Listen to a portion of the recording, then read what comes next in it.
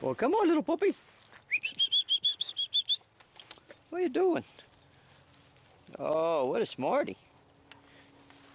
It's a cold day in the bluegrass. Lots of frost up here on this table. Got this new little dog in. Okay guys, a couple of emails that I got me to thinking that this week's trainer cam, maybe I needed to voice over it, because what I did was I kind of just talked while I was working this little puppy here, and I was giving my normal obedience spiel, but I want to talk a little bit more about the value of patience in dog training, because I know I put these videos up and a lot of other guys put good videos up, and you know, people they try to follow along with us and they get frustrated. One of the fellas that I'm doing online coaching with actually emailed me the other night, and he was like, "Oh, I'm just so frustrated. It seems like it's taking forever." Well, what you guys don't realize is it does take forever. Well, I mean, not really, but it feels like forever sometimes. Like, see this little dog? I had to transition cut this video because it literally took me 5 minutes. If you'll just back up a little bit, you can see where there's a little transition thing. Well, that's because I cut out 5 minutes of hand feeding that puppy while it had its feet up on that table, but it wouldn't get the rest of the way up there. Okay, so we're really going to talk about patience, and you know, one of the things I want you to understand is your dog kind of dictates how much patience you're going to need. Now, see this little dog here? She's real confident and outgoing when she's on the ground, but I'm going to tell you what, guys, a lot of dogs are happy and outgoing seemingly, but underneath all that, they have a kind of temperament that makes them just a little bit skeptical of new things. It makes them a little bit afraid to venture out of what they know. Okay, and when you're doing small challenges or you're doing base patterns, that's going to show up. Okay, so as soon as I got this puppy up on that table, she's not used to being up off the ground like that. Plus, it's cold this morning, and that there's some frost on the table, so it's a combination of cold and slippery. Okay, and so she's not very comfortable, you know. She's running around like crazy on the ground, but as soon as I got her up on that table, you look at her posture. See how she's kind of hunched over and her tail's wagging? Well, listen, guys, that's not a happy tail wagging. That's a nervous tail wagging. So my whole goal for this training session is just to get that dog to relax a little bit, to introduce the concept of small challenges, and hope that by introducing that concept, I can begin to build some confidence in that little dog and teach her to trust me. Teach her that if I put her in a situation, I for sure have her best interest at heart. And so, you know, what I did is I just put her up there. I'm not asking much out of her. I'm just going to lay some food around on this table. Now, right here, a lot of times, guys, you'd see me lead the dog by holding the food in my hand. But if I have a dog that's real nervous on the table, I kind of want to take her attention away from my hand, and I want her to explore the boundaries of that table, because as she becomes more and more familiar with the boundaries of that table, then she's less and less worried about falling off. You know, if you know exactly how far you can go, well, then there's no reason to worry about falling off. And once there's no reason to fall off, then you can start to really concentrate on paying attention to your handler. And that's a big mistake that people will make. You know, and I've made this mistake in the past too. I put the dog up on the table, and then I put some food in my hand and try to get her to follow it around. And it works most of the time, but with these little nervous puppies, it doesn't work as well. So instead, I switched to where, like, if I get a nervous puppy, whenever I'm doing a small challenge with them, I basically lay a food trail up to and over and on the small challenge. I kind of let the dog get familiar on her own without too much interference from me with the physical with the physical characteristics of that particular small challenge. Now, so Cannon, you'll notice that as I start speeding up my treat placement, she starts to relax. Her body posture is really relaxing, and she's getting up to the edge of the table, and she's not worrying any. Okay, guys, listen. Sometimes that right there, what I'm doing right there, it literally takes me a week with a dog.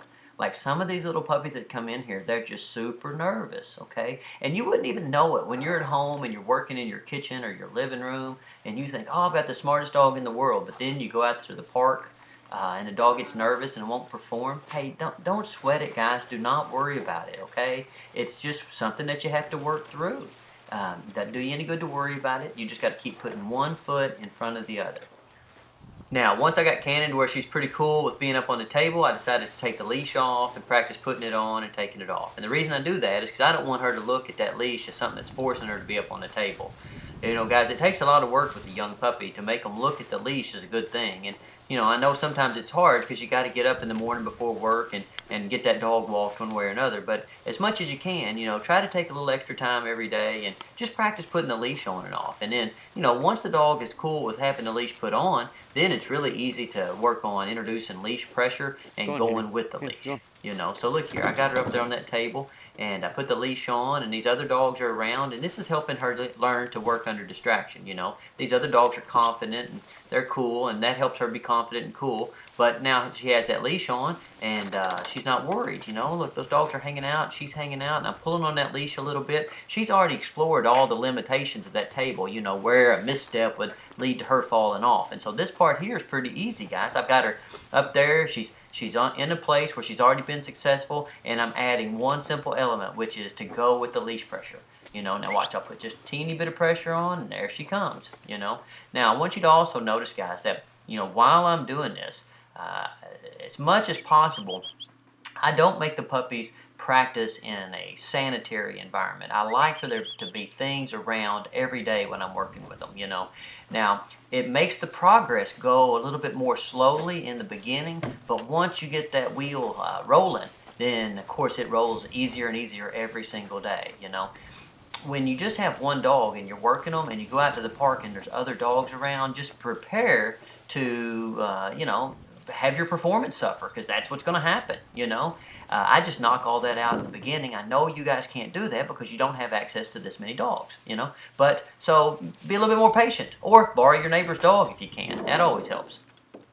Okay, so we took some time and we got Cannon to get on the table. Then we took a little more time and we got her to be comfortable walking around the edges of the table. Then we took even a little bit more time and we got her used to getting the leash put on and taken off while she stayed on the table.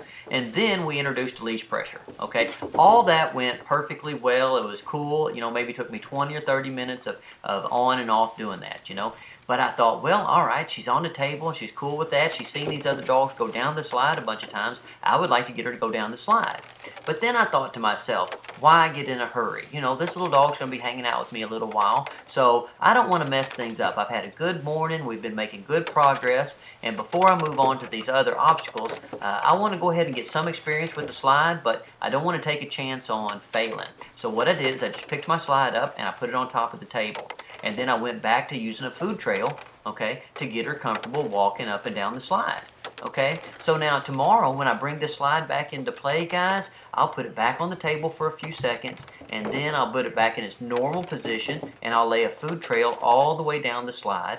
And what I'm hoping will happen is she'll just jump right on the table, she'll do a little leash pressure exercise, and then she'll go right down the slide following those other dogs. Okay, now, if it doesn't work like that, okay, no big deal. I'll pick the slide back up and I'll put it back on the table like I'm doing right here.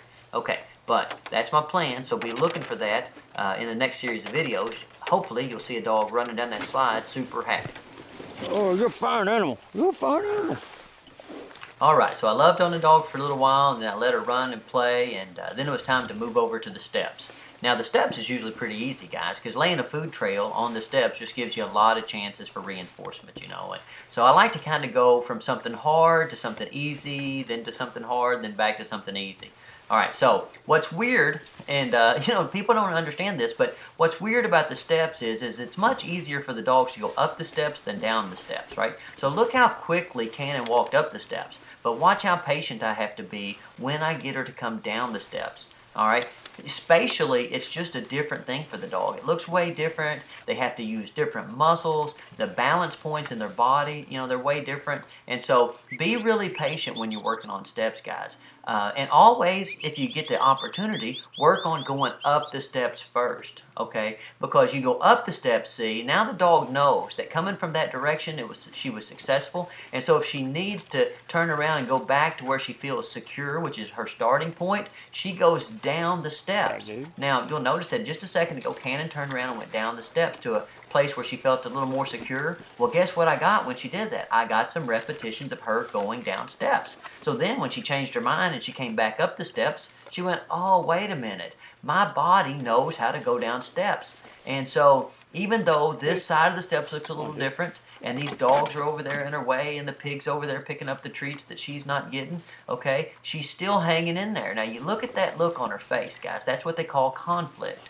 You know, she's conflicted. Do I go back to where I know I came from, to where I know it's safe? Or do I continue coming down this way where I'm not sure it's safe? I mean, the other dogs there, they look like they're happy, and Stonnie's over there and he looks like he's happy, but I'm just not sure yet. And how you know she's not sure, guys, is look at her posture, look at her little nervous tail wag, and when I get up there closer to her, if you can, kind of look at her pupils. Her pupils are a little bit dilated, okay? And just because this doesn't seem like a big deal to you guys, it's a big deal to the dog, and that's something you have to really pay attention to.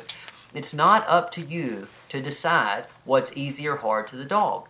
What it's up to you to do is to catalog what's easy or hard to the dog and use the things that are easy to build her confidence so that the things that are hard becomes less hard. You know, as she's accomplished more things, guys, she's going to have, better confidence. And as she has better confidence, when you put her in situations where she's uncomfortable, she's going to be able to go and work her way through those, even if it takes her a little while. Look how long it took me to get that little dog through those steps. But I did it, and there she is, and I'm loving on her and giving her a big treat, and we're all happy. She's happy, the dogs are happy, the pig's happy, and all it took was a little patience, no force, just a little bit of patience.